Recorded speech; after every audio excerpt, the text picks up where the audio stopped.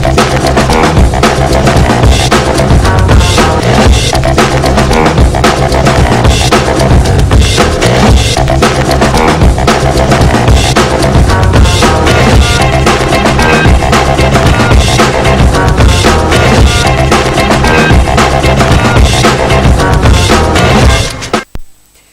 evening, ladies and gentlemen, and welcome to this edition of Facts and Realities of Education. Today we are going to talk about a situation, a phenomenon in our primary education where students or pupils are not allowed to repeat a class. It is a situation where a practice of allowing pupils to progress from one class to the next, irrespective of their academic performance. In the program today, we're going to talk about the phenomenon is known as mass promotion or collective promotion, as others call it. With me here in the studio this evening, we have Mr. Lika George, who is a teacher. Good evening, sir, and welcome. Thank you. It's a pleasure having you on our set this evening. With me again, we have Mr. Fung Blaze. Mr. Fung is not a new person on this plateau. Good evening, Mr. Fung, and welcome. Good evening, sir. Thank you. We'll begin straight away with looking at what the situation is, and here we are talking about the phenomenon of mass promotion in the primary sector of education. We have a teacher who operates at that level and another teacher who operates at the higher level, that is at the secondary level. We'll begin with Mr. Lika George. When we talk of mass promotion, collective promotion, what is it actually? Thank you. I want to first of all start by talking briefly about promotion first. Yes, of course. Yes, because promotion is a phenomenon whereby a school child is raised to a higher level that's due to the meritorious performance of that people through a plan or series of evaluations. And a child needed to have a certain level or attain a certain mark that was stipulated through that evaluation to at least attain a certain level. Okay. But today we talk of a mass promotion. Okay, before we continue, so when we talk of promotion, it is a process of letting the child progress through an evaluation. Yes. Okay. So when we talk of today we talk of a mass promotion or collective promotion. Yes. And with this collective promotion, a child is promoted to a higher level or to a different class, irrespective of merit. Okay. Meaning any child at a particular level merits to be in a next class, irrespective of a particular or a stipulated mark or evaluation given to that particular child. Okay, let's come down to a level where our parents at home would understand the layman's definition of this term. It is a situation of saying that each child in the primary school is not allowed to repeat a class. Is that? That is it. Okay, now let's look at how is that practiced. How is it practiced? Yeah, but before we come to it, is it a reality? Does it exist? It exists. So in primary school kids are not allowed to repeat for a period of time. Now I can estimate more than 10 years today. It has been practiced. Okay. Where a child at a particular level merits the next level. Okay. So and you discover that children nowadays, I don't know, they already know that next year I will be I'm going to the next class, irrespective of merits. Okay. Yeah. All right. Let us come back to Mr. Fung. Mr. Fung, when we talk of this situation where children they just go to the next class, is evaluation, is it still necessary? It's not really very important because it's a very bad practice. Of course. Very, very bad practice because you don't actually know who in the next class, and it brings a lot of problems, especially on the parts of the teachers. Okay, so to put it again right, do we still need to evaluate these children again? No, there's no need for evaluation if mass promotion is there, because you just know that if you are in class 1, the next year you are going to the next class, to class 2. Okay, let's come back to Mr. Lika. When we look at mass promotion and merit, how compatible are they? Yeah, there's a problem. Yes. And this problem is that is, at first, a child used to merit. When we say a child used to merit, we used to have that. It used to be selective, where you are able to pick out what is best for a particular point in time, because age too count, because you see children nowadays at the age of 4 competing with the children at the age of 6. Okay, in the same class. In the same class, yes. And from there they talk of massive promotion, meaning that they are going to the next class. Meanwhile, at that particular time where we used to practice evaluation, when evaluation used to have a value, the place. Yes, a value. Yes, we used to select. There was what we call that is selection used to happen, where you select those who are best for a particular point, because age can play a role on a child, either positive or negatively. And when that child at a particular point in time, that is jointly moves with children who are above his or her age, he cannot cope. Okay, all right. So when we look at merit now, Mr. Fung, and mass promotion, can they go hand in hand? Do we still talk of merits again in the primary school? Should we? With the system that is being practiced now, yes, merit has lost its value. Okay. And merit and mass promotion, they are two things of opposite sides, and they cannot be used hand in hand. So we should not talk about mass promotion again in the primary section. Since mass promotion is taking the place of merit, yes, I don't know, because actually it's supposed to be due to merit, but mass promotion is gradually taking the place of merit. Okay, so that's where there's a problem in our educational system. Okay, Mr. Lika, let's come to this point and we see, is it a pedagogic method, is it a pedagogic approach that you teachers are now encouraged just to push? One thing is we dance the music of the basic education. Yes, when we say dancing the music of the basic education, is that when a student comes out, we dance to it. But one thing is, when we see the positive and the negative effects of that situation, you when you don't have that position to at least contradict, you always dance the music, because merits always count. That's why we used to have children who had first school living. That was having a base, that was having the strength. But nowadays we have situations we cannot even imagine, because imagine a situation where you have a child in the secondary school who cannot even be able to write his or her name, or even write a simple letter, or like direct somebody even somewhere, but he or she is already in the secondary school. That's a problem, meaning that we are instead forming problematic children to send to a secondary school. Okay, we are going to come back to look at the effects of this in education, the effects of this practice in the society when we come back. But then, before we get to it, you have touched a point about first school living certificate, and I saw it like maybe it is an extension of this mass promotion. Nowadays, we hear of there's this syndrome of 100% in primary school with first school living with common entrance examination, and then let's do like what they call begging the question. Do students still fail the first school living certificate, or pupils, do they still fail the first school living certificate these days? Really, that is really something I've been wondering about, because for the many years now I've been in the primary sector. One thing is, when you ask a colleague how was the result, he says same now. Of course. So and what's the meaning of that same now? Same meaning that is 100%. List A first in the common entrance, because now even as now the first schooling is not yet out. The first thing is same, yes, which is the list A in the secondary in the common entrance. Yes. But what happens is that when those children go for the the so-called interview here, yes, in our in the francophone zone here, you discover that out of the 50 who were in this A, you find 3 passing the interview. Okay, meaning that merits now is counted. Of course.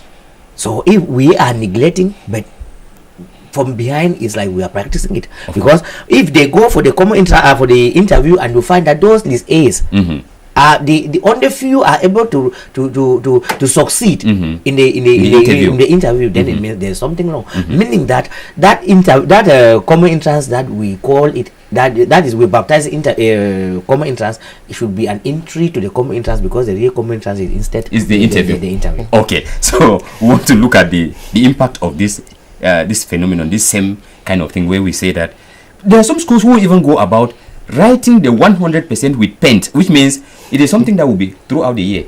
They just know that at the end of this year, when results will be published, of course we will have 100%. But then those are elements of this mass promotion. Now let's look at the effect. What are the effects of this mass promotion? We begin first with the teacher. How does it affect a teacher? A teacher really is somebody who impacts knowledge on people, as we say. But one thing is, when a teacher is put on a situation where he starts mingling between the young, the old, that is the slow learners and the fast learners. Yes. The teacher has a big problem, and this problem is what? How will he raise the slow learners to reason to the level of the fast learners? Yes. And the problem is because of what? As my colleague said, because of mass promotion. Because if it was selective promotion and not mass promotion, though we could have believed that 95% of children who could have been in that particular level where that teacher is could have had at least a minimum of, but that is reasoning the same.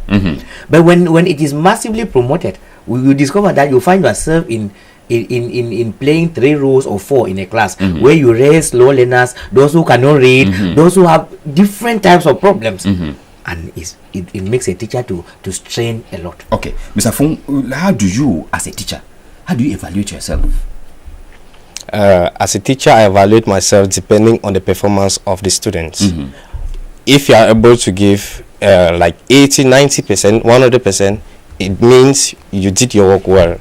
And in situations where you cannot give a good percentage, it means you didn't actually do well. Okay, in the context of mass promotion, can a teacher actually evaluate himself or herself? Never. A teacher cannot evaluate himself, him or herself in this situation of mass promotion. So how do we look at what is the effect now on the teacher?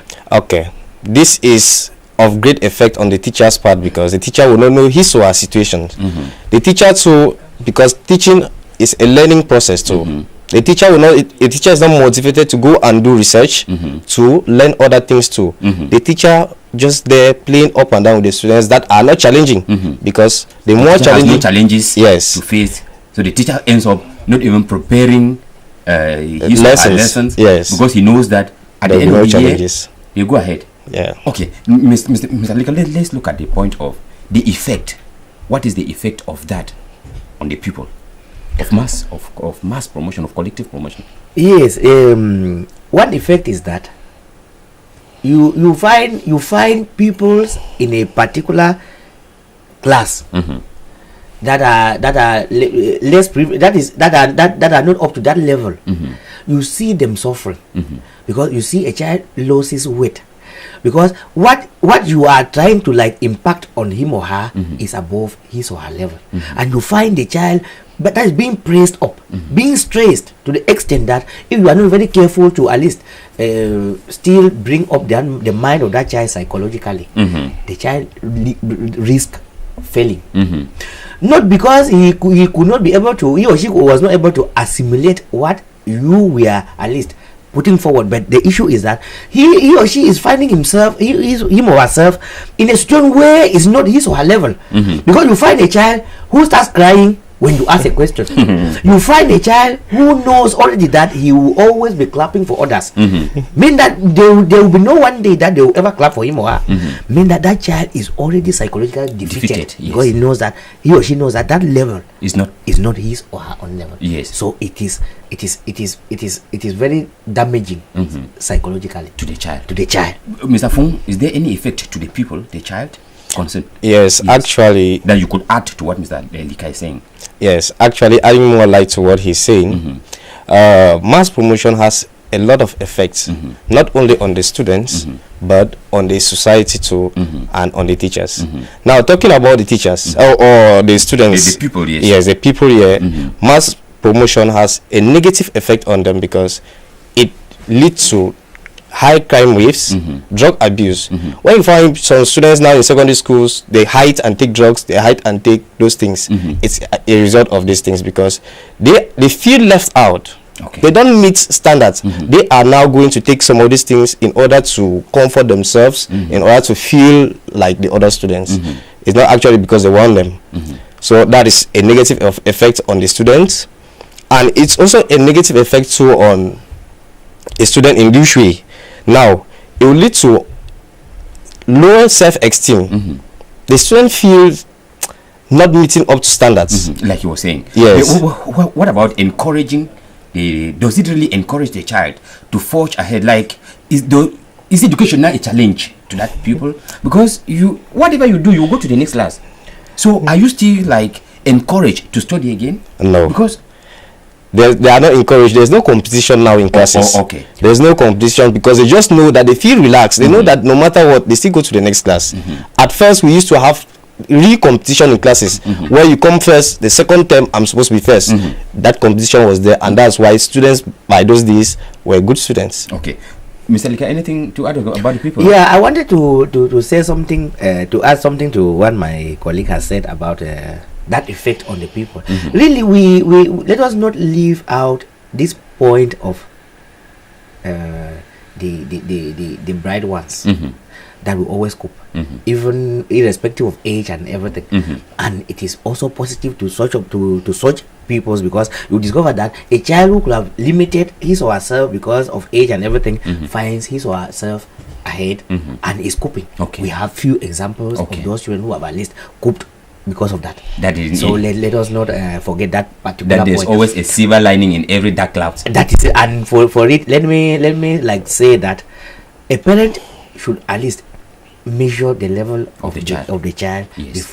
before engaging in a program of mass promotion, because it is still a decision of a parent to decide that my child will still take. Correct. That's why I wanted to bring in the question of parents here. Whether parents have anything to do in relation to this practice. Do I have a right to say that, no, teacher, bring back my child to class 2? Yes, that's a very good point, because parents play a greater role as far as massive promotion is concerned, because it is not dictative. It is obligatory, as we say, but it is not dictative where the school will say a child must. Okay. Because there are situations where a parent can decide and a child jumps a class. I've witnessed such situations, and those children have been prevailing. Okay.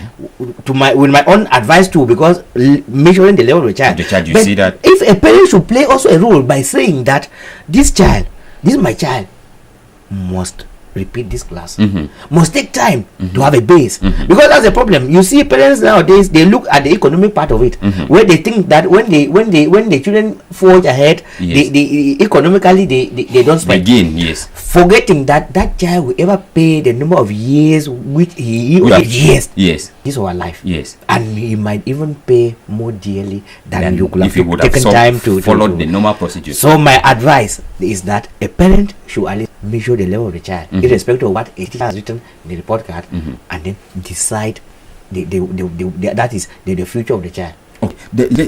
Let me get from you. You always have situation where parents come to you like, teacher, this my child was supposed to go to the next class.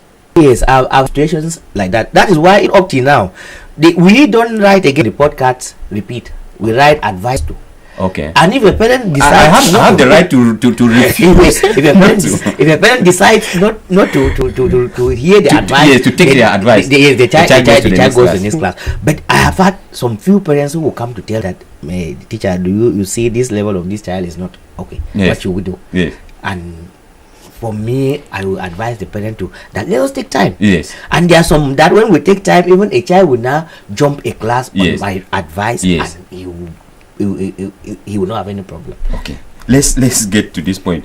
Ladies and gentlemen, we are talking about facts and realities of education. These are the facts that we live in our basic education sector in J. And we may not shy away from it, because a stitch in time saves 9. We want to find out again, is the administration aware of the fact that you don't have a say now? Because I can conclude that teachers only propose to the parents that we feel that this child should repeat, instead of saying that no, this child categorically he does not meet with it. Is the administration aware?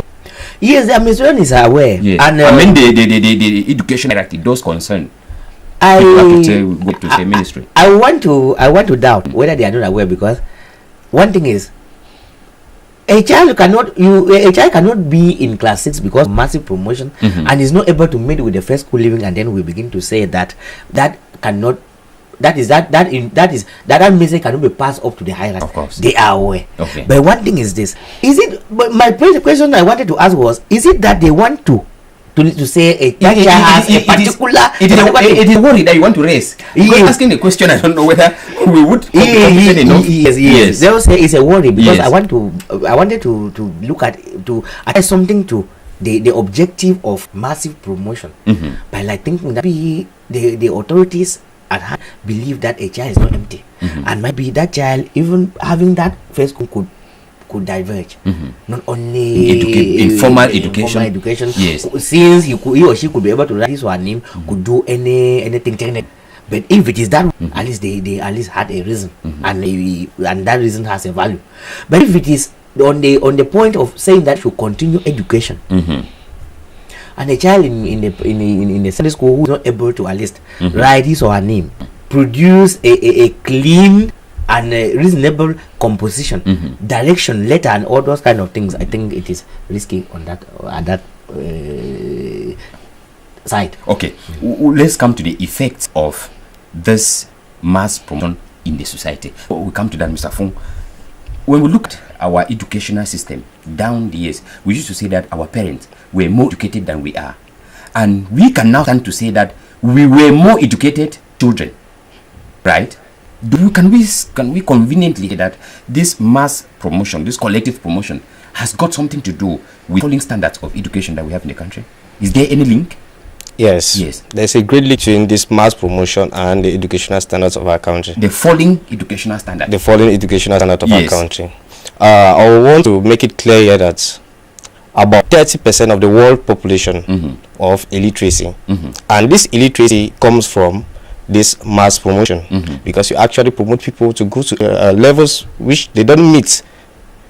So this means to be frustrated and soon drop out because they are not able to meet up standards, and when they are frustrated, that's why from 3, from 4 they start dropping out, of course, which leads on illiteracy.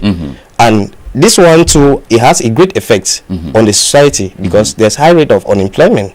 Of course. Yes, so it have a lot of effects on both the society and on the peoples. How does that affect on? Let's be explicit so that our followers, those who are following us, all right. Now, to be candid, when we look at our situations now, we have a lot of school dropouts. We have graduates, but these graduates can't actually match practicals because they went through schools and had certificates that they don't merit. Of course. Just because of promotion, mass promotion, those stuff.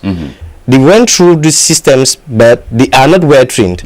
That's why now in our society we have a lot of unemployment because these people, when they put them in a field, they cannot actually match the situations. Yes, they cannot deliver. Yes. So we don't also we just blame the government for the lack of jobs, but that is one effect too for the rate of unemployment. Fundamentally speaking, we don't have qualified workforce. Is that? That is it. Mr. Likan, let's come back.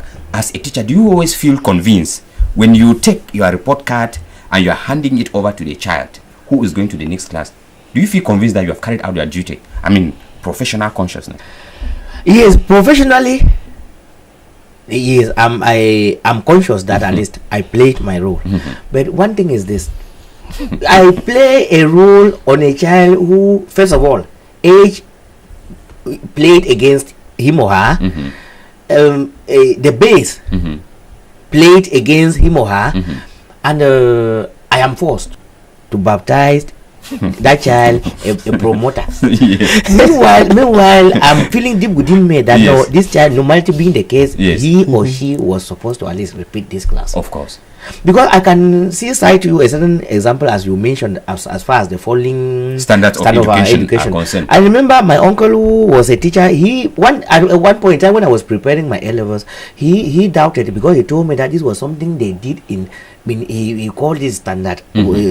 So I discovered that our level of education is dropping. Yes. And when we were still experiencing the 7 years educational system in the primary school, the level was not this way. But when we went down to 6, massive promotion again came in. A bad case became worse. And then we discovered that though we are saying that we came down to 6, when you count from the nursery up, you discover that it was it was instead increased. But you discover that the age of a child who used to enter in the primary school was already an age which could assimilate something and keep. Okay. Not an age of a child like my 3-year child, old baby in the house today is talking of going to nursery 2, and I doubt whether that nursery 2 really she will be able to cope. Okay. But for time constraint, we are barely about 2 minutes to coming to the end of this program. But then we want to look at, Mr. Lika, if you were to talk to the educational hierarchy, if you say you happen to meet face to face with Madam the Minister of Basic Education, what would you tell her in relation to this collective promotion? I will first of all appreciate her for the idea, because at least an idea must come up before they evaluate it. They criticize constructively. Yes. And to criticize constructively, I will want to first of all propose that first of all the primary, that is the basic educational system, should be revived. Okay. Where that 7-year educational system should be brought forward. That is, should be maintained. Yes. And then age of course to the children should at least count as far as nursery and class 1 education is concerned, because a child in class 1 that merits that age that used to be stipulated at the time of class 7, if it is maintained, our education system will come back to what it used to have. Okay, just in less than 1 minute, Mr. Fung, if you were to talk to parents, how would you advise them, how would you discourage this idea of mass promotion from the point of parents? In less than a minute, because our time is almost out. I wish to advise all the parents for them to emphasize or to make sure that their students or their pupils should be promoted due to merit. If they don't meet standards, let them repeat, because it will only have an effect on the pupils at the later years, which will still come back to just going up gradually. So I'll advise the parents for them to always allow your pupils to their children to move progressively, not just on mass promotion, to follow the normal educational process. Yeah. All right, ladies and gentlemen, we are rounding up this edition of your favorite program, Facts and Realities of this 7 years of primary education that has been brought to 6. In our next edition, we hope to be coming back to it. But before then, it was our pleasure that you made up time from your tight schedule to be part of us to discuss on this issue of mass promotion. We would wish to crave your indulgence that next time we knock at your door, you will be available to answer our call, so that we keep edifying our public on our educational system. Ladies and gentlemen, we have come to the end of this edition of your favorite program, Facts and Realities of Education. Next week, we'll be coming back with another interesting topic. And before then, thank you, sir, for making time to be with us. Goodbye. Goodbye, Mr. Lika.